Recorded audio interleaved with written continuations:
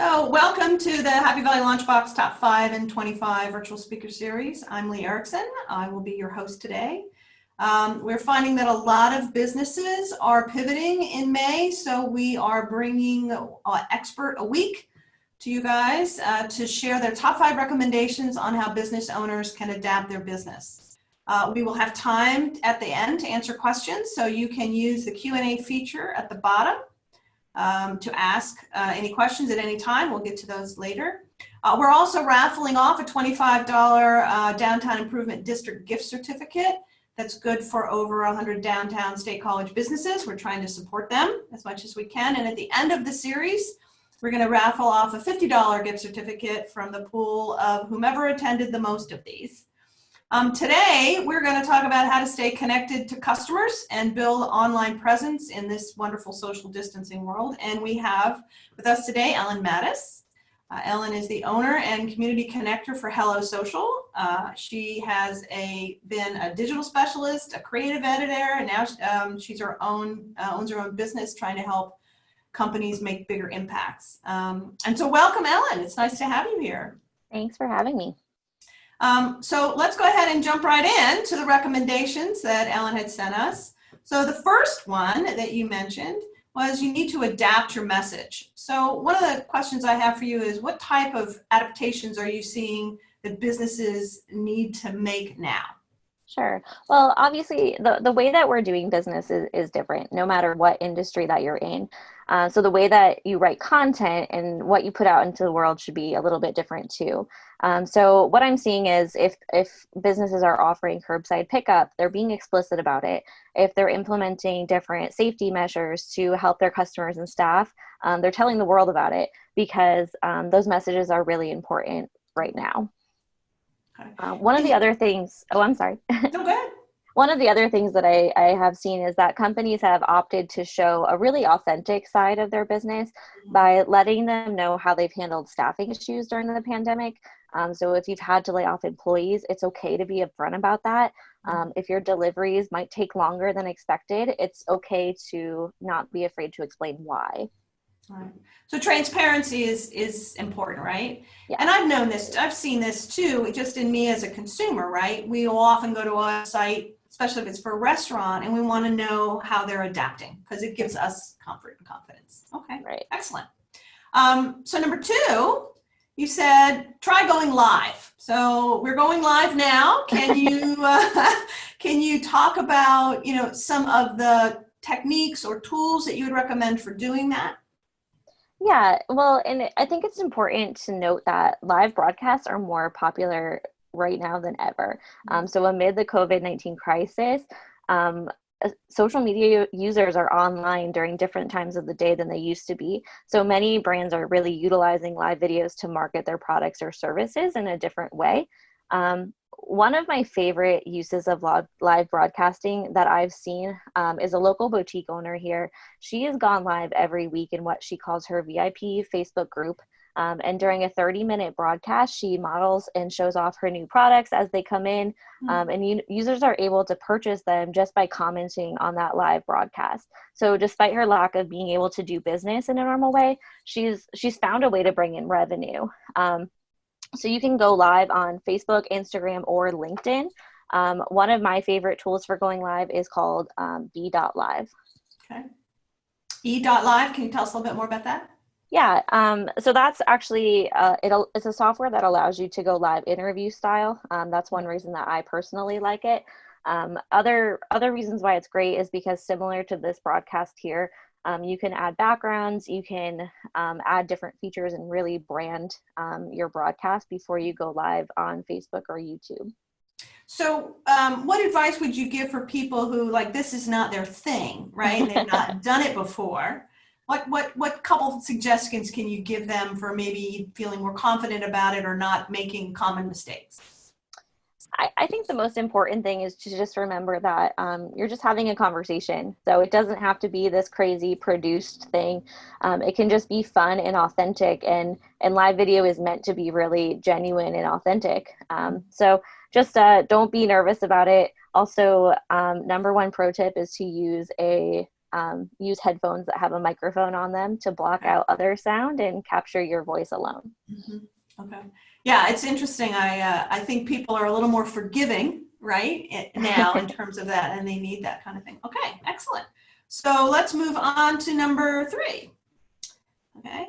So you said use video calls to meet your customers. So this is kind of attached to what we were talking to, but are you finding that customers are more open to this or resistance to this?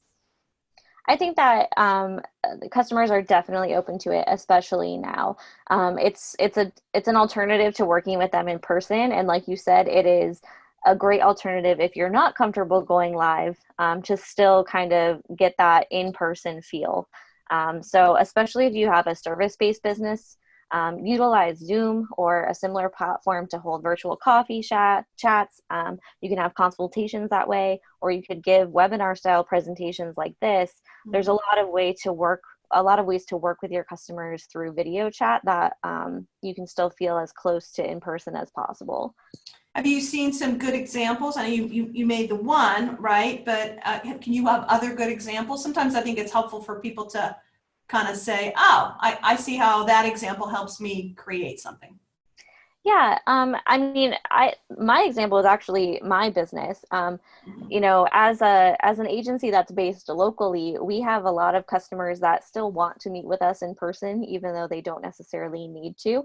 And this has really been an opportunity for us to show them that, hey, we can be available way more often if we don't have to drive 45 minutes between meetings. So it's been really helpful in that way. Is there any other advice you would give in terms of running these meetings that might be different than if you were running a face-to-face meeting?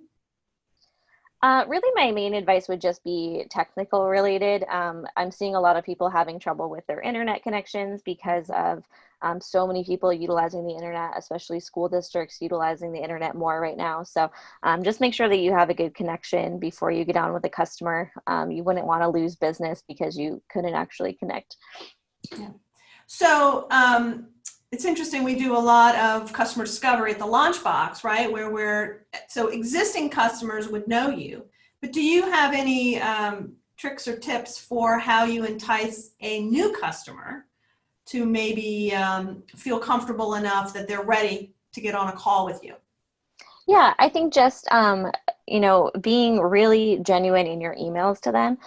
So the way I like to do it is I have a lead form on my website where somebody can tell me as much information as possible about what our call is going to be about, what our consultation is going to be about. And then I use that information to send back a really personal message, kind of just bracing them for what's to come in our video chat.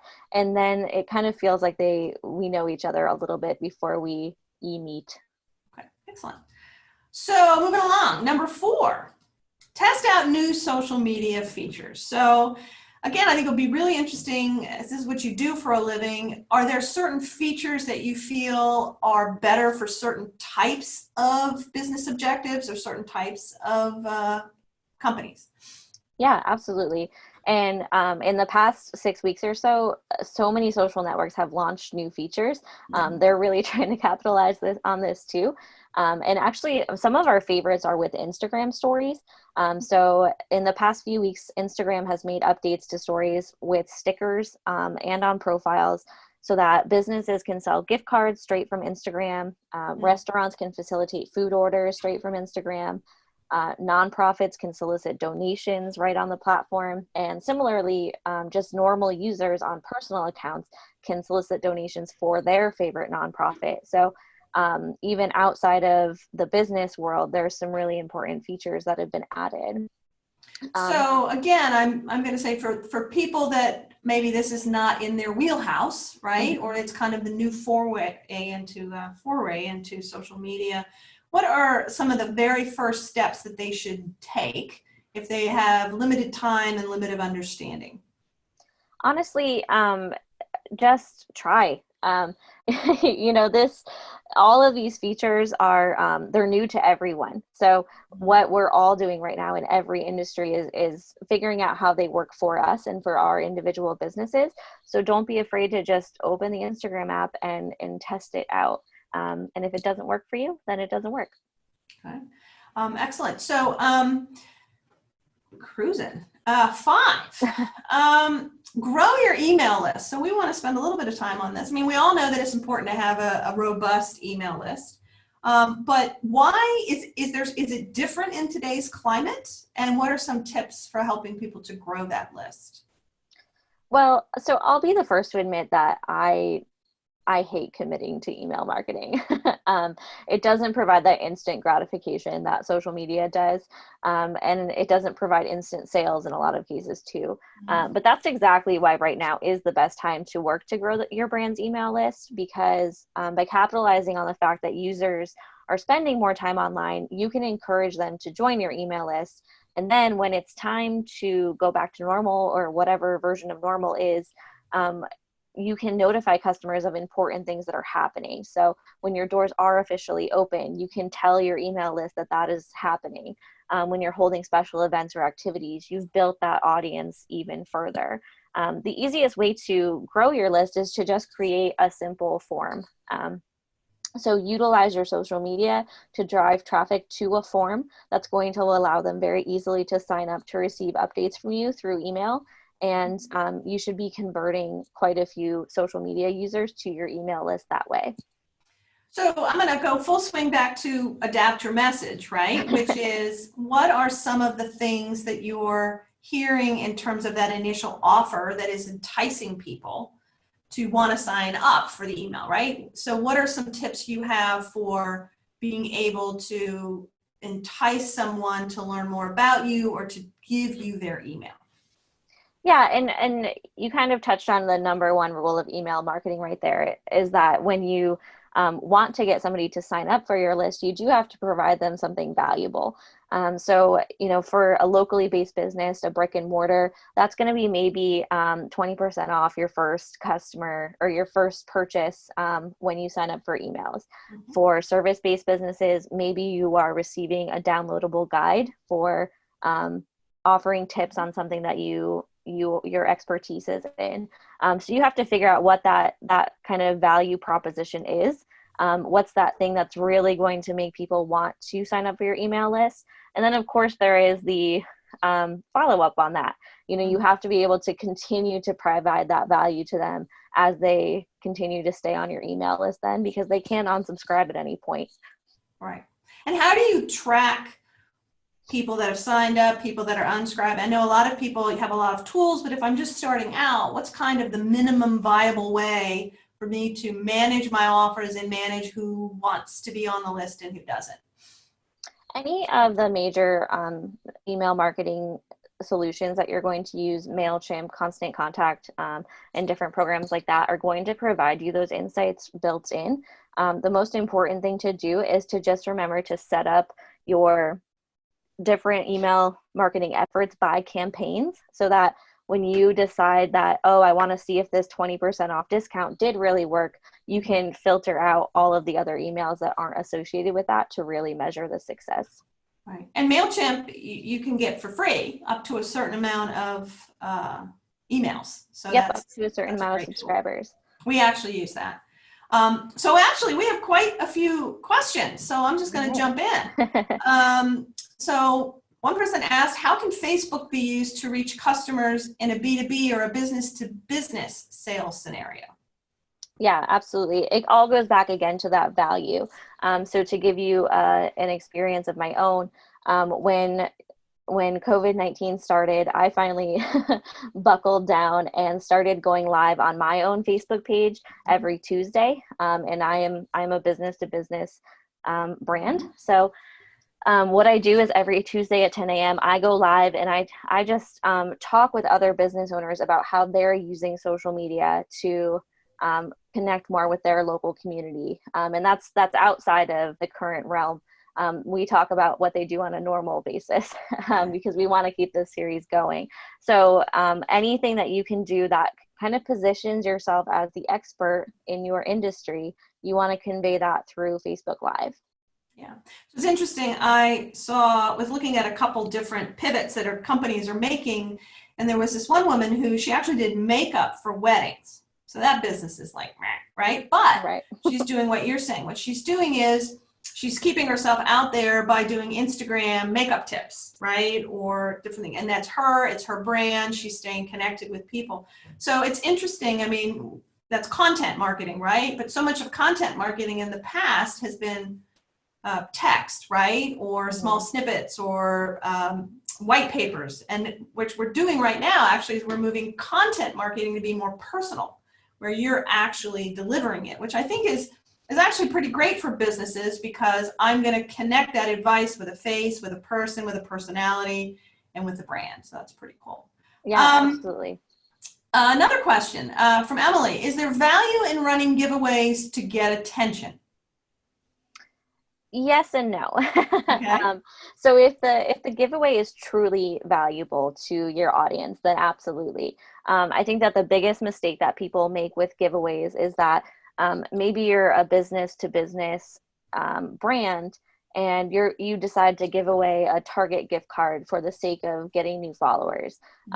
Those new followers now might not even own a business. They might not be associated with a business, so they're never going to convert into customers now. However, if you are a maker or you sell a product, you have a retail-based business, having a giveaway for something that is truly associated with your brand can be really beneficial.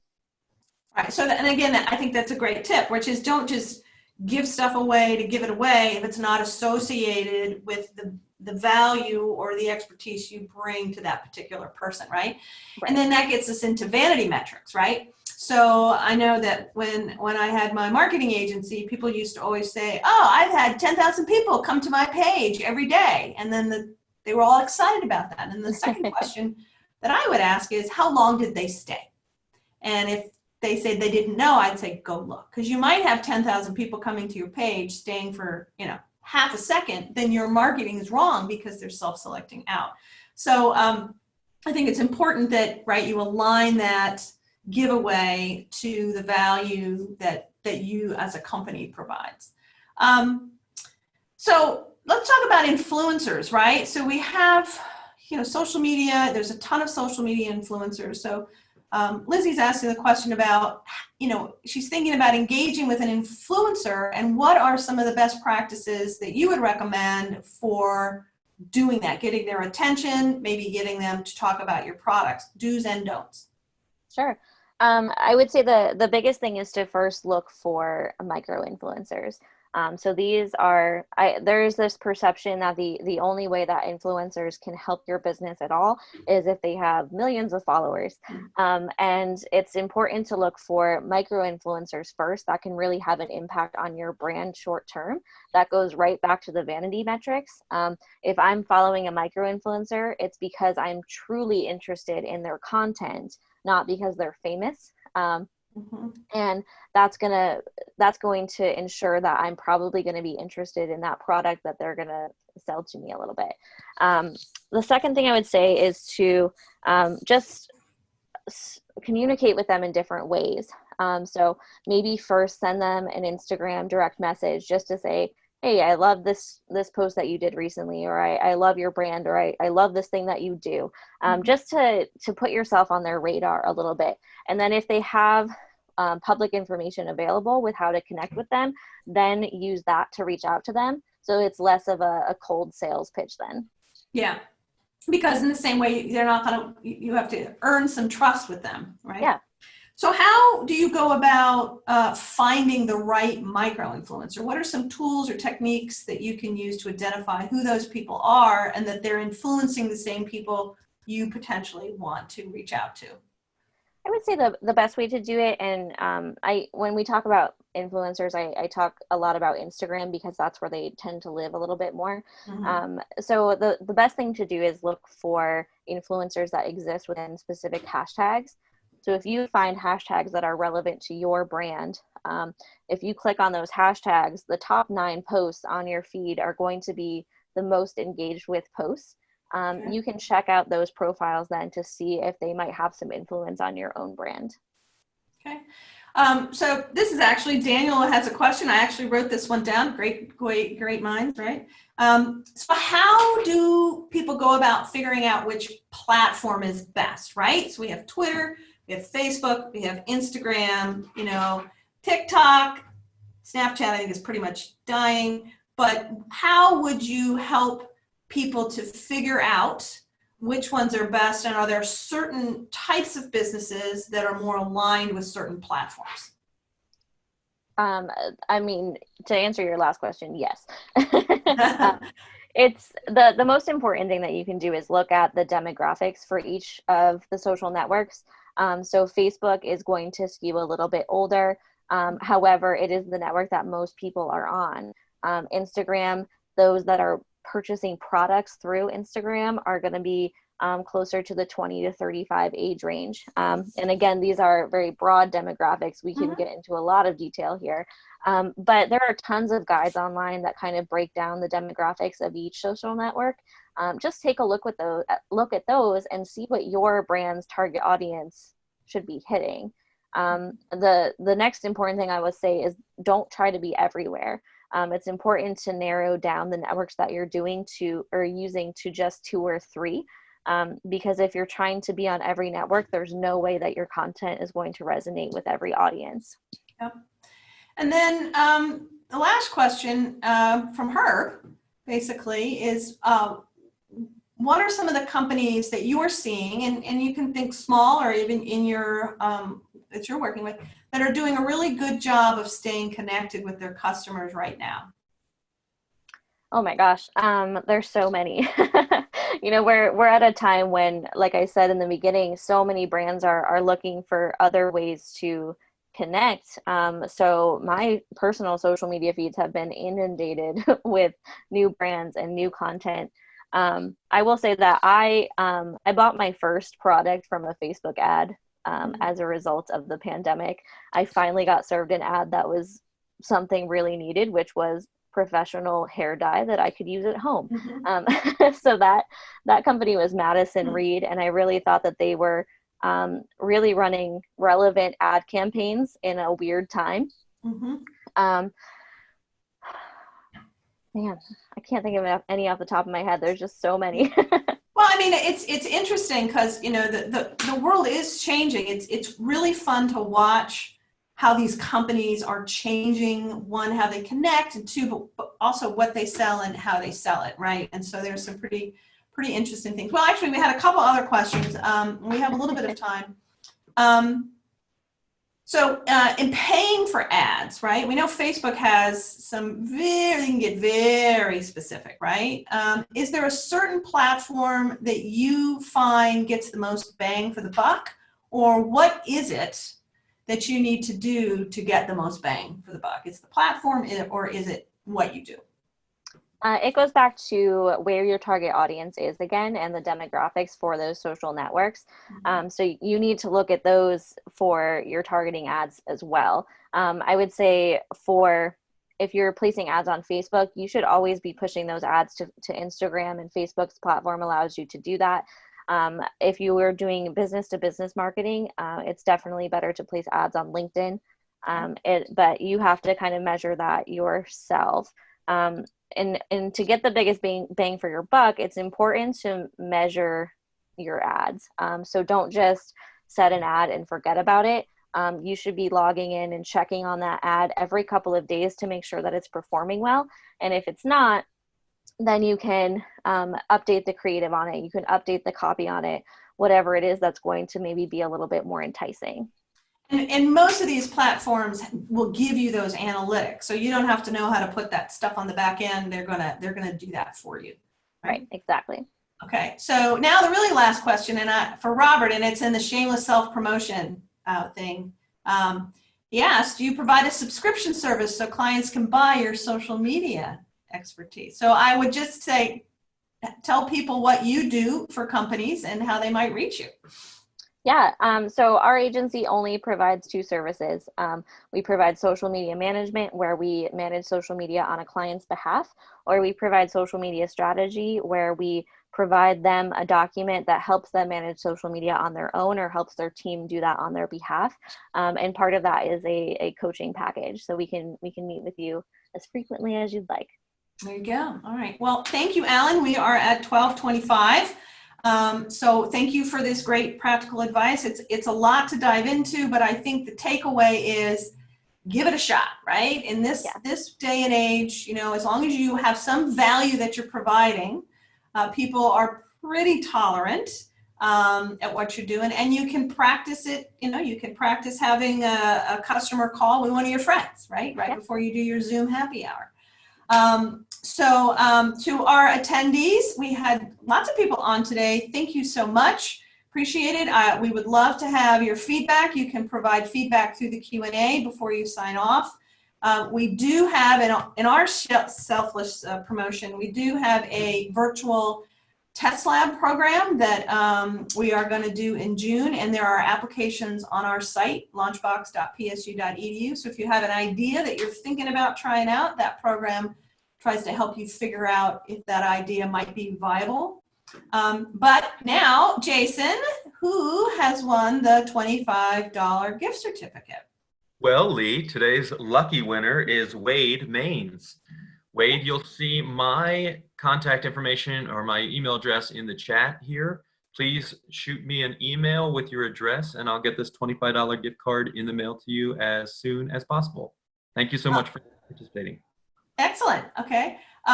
So somebody's asking about Ellen's email. If you just go to Hello Social in Bellefonte, you can get in touch with Ellen there, Robert.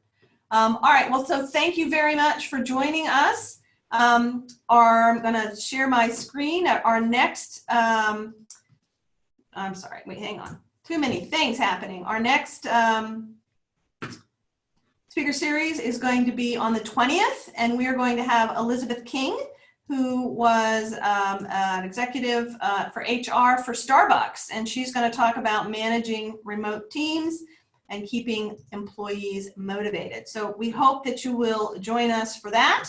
And with that, I want to say thank you very much for being with us. Be safe, and hopefully we will see you soon.